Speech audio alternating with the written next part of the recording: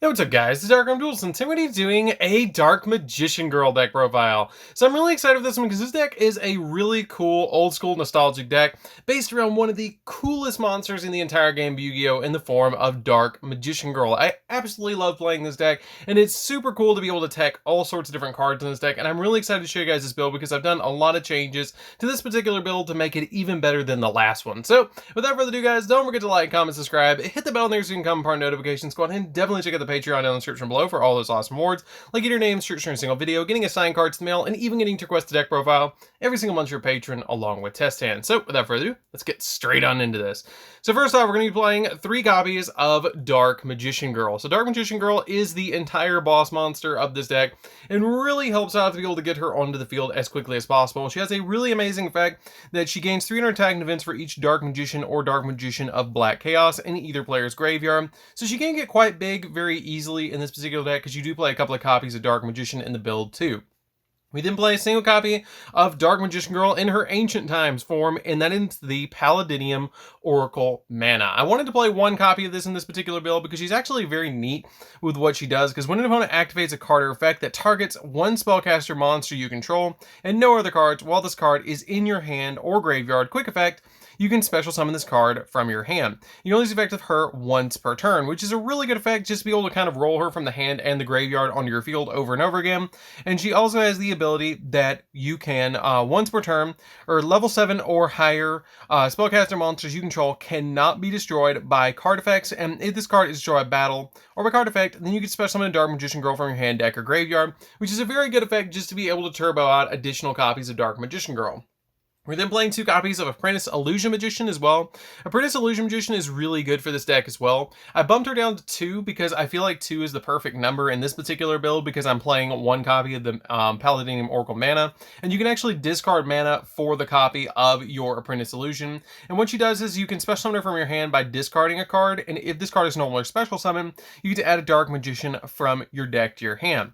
And then during damage calculation of this card, if your other Dark Spellcaster type monster battles an opponent's monster, quick effect, you can send this card from your hand or face up from your field to the graveyard, and that monster you control gains 2000 attack and defense if it's a Dark Spellcaster monster, which is a really good effect just to give your Dark Spellcasters a little bit of an edge to be able to swing over some other cards.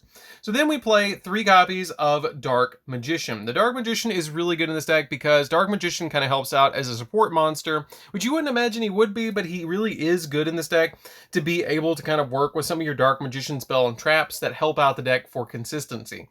We then play a single copy of Paladinium Oracle Mahad. Because we're playing the mana, 1 copy of Mahad works really well in this deck, and plus with Soul Servant, you can actually get some really neat plays where you can get a draw 4 because you're playing all 4 different targets for it, which is really cool. And what this card does is when you draw this card, you can reveal this card in your hand to special summon it from your hand, and if this card battles a dark monster, it doubles its attack to 5,000, and if this card is destroyed by battle or by card effect, you can special summon a Dark Magician from your hand, deck, or graveyard. Now that's a really cool effect that whenever you draw this card, you just reveal it and then special summon it, because there's a lot of cards in this deck that you draw in the deck to be able to just grab this right off the top and throw it on the field as a 5,000 beat stick to attack your opponent. We then play a single copy of Red Eyes Black Dragon. We play the 1 Red Eyes Black Dragon because basically it's here to be able to go into Dragoons, because this deck is kind of a Dark Magician Girl kind of combo deck. You can play Dragoons in this deck, so you do kind of need it as a one-of. We then play a single copy of Kiwi Magician Girl. The Kiwi Magician Girl is really, really handy because the Kiwi Magician Girl has the ability that during either player's turn, you can discard this card, and Magician Girl monsters you currently control gain 300 attack and defense for each Magician Girl monster with a different name on the field and in the graveyard until the end of this turn, which usually you have about 5 other targets, including, or not including her, which is pretty good to be able to use in this deck. And she also has the ability that while she's on the field, spellcaster monsters you control cannot be destroyed by card effects, and your opponent cannot target them with card effects either. So she kind of is a little bit counterintuitive with your copy of Paladinium Oracle Mana, but either or is going to protect you from your targeting effects. We then play 3 copies of Chocolate Magician Girl. Chocolate Magician Girl is one of the best normal summons in this entire deck because she lets you once per turn discard a spellcaster to draw a card, and then once per turn, if this card is targeted for an attack, then you can target 1 spellcaster monster in your graveyard except this card, and then special summon it special summon it to your side of the field, and then change the attack target to that card, and if you do, the attacking monster's attack becomes halved, which is extremely good. We then play a single copy of Apple Magician Girl. Apple Magician Girl is just a 1-up to me. She has the ability that once per turn, if this card is targeted for an attack, you can special summon a level 5 or lower spellcaster monster from your hand. And then she also has the ability you can change the attack target of that card, and then the attacking monster's attack becomes half. And if this card is destroyed by battle or by card effect, then you can target 3 Magician Girls with different names in your graveyard and add them to your hand, which is pretty good because you do play quite a few Magician Girls in the deck. We then play just a single copy of Lemon Magician Girl as well. I just wanted to be able to play all of them in the deck, and being able to play 1 lemon, 1 apple, and 1 kiwi seems to be the perfect ratio for me. And what this card does is you can once per turn treat a Magician Girl monster, except this card, to add a spellcaster monster from your deck to your hand. And then once per turn, if this card is targeted for a attack, then you can special summon 1 spellcaster monster in your hand, but its effects, if any, are negated, and then change the attack target to that monster, and if you do, the attacking monster's attack becomes halved as well, which is pretty good. We then play 3 copies of Berry Magician Girl. Berry Magician Girl is also a really good normal summon in this deck because she has the ability that if this card is normal or special, or if this card is normal summon, you get to add a Magician Girl from your deck to your hand. And then once per turn, during either player's turn, when this card is, or when an opponent activates or a card effect that targets this card, or this card is targeted for an attack, then you can change the battle positions to this card and then special summon a Magician Girl from your deck, except another copy of itself. This card is very similar to Maiden with Eyes of Blue in the form of that basically you just switch it to defense, or you switch its battle position, or if it's targeted for an attack, you change its battle position to be able to just special summon a Magician Girl, Dark Magician Girl from the deck essentially, which is kind of the same premise that your copy of your Maiden with Eyes of Blue does in a Blue Eyes deck. We then play 3 copies of Magician's Rod. Magician's Rod is here to search all the Dark Magician cards that you play in this deck. This card is really good to be able to just normal summon to your side of the field and add a spell or trap that specifically lists Dark Magician in the name. And then for the last 3 monsters, we're playing 3 copies of Magician's Soul. Magician's Soul goes in any deck that plays a Dark Magician, and this card is really good because if it's on your field, you send 2 spells or traps from your hand or field to the graveyard to draw that many cards. And then if this card is in your hand, you simply send a dark or level 6 or higher spellcast monster from your deck to the graveyard, which you have plenty of targets all the way from Paladinium Oracle Mahad over as targets for this card. Usually I try and send a Mana to graveyard. Mana is actually one of the best targets in the entire deck because her effect does activate in the graveyard, which is really nice. And then you special summon this card to your side of the field, or special summon a Dark Magician or Dark Magician Girl from your graveyard instead of this card, and this card will go to the graveyard, which is pretty good. I really like that effect. So that's it for the monsters, guys. Let's get into the spells. So for the spells, we're playing a single copy of Red Eyes Fusion just to go into Dragoons, a single copy of Magical Eyes Fusion because you will be stacking the graveyard a lot. So this card comes in really handy to be able to get you into additional fusion plays. 1 copy of Eye of Timaeus, that's the big way that we're actually going to be going into Dark Magician Girl the Dragon Knight in this deck. 1 copy of Dark Magic Attack. If you do control Dark Magician, it's basically Harpy's Feather Duster, and it's searchable in this deck, which is really nice. Secrets of Dark Magic, this card is essentially a polymerization that's a quick play, so it can help you use it during the battle phase to be able to go into additional monsters, which is really cool. 3 copies of Soul Servant.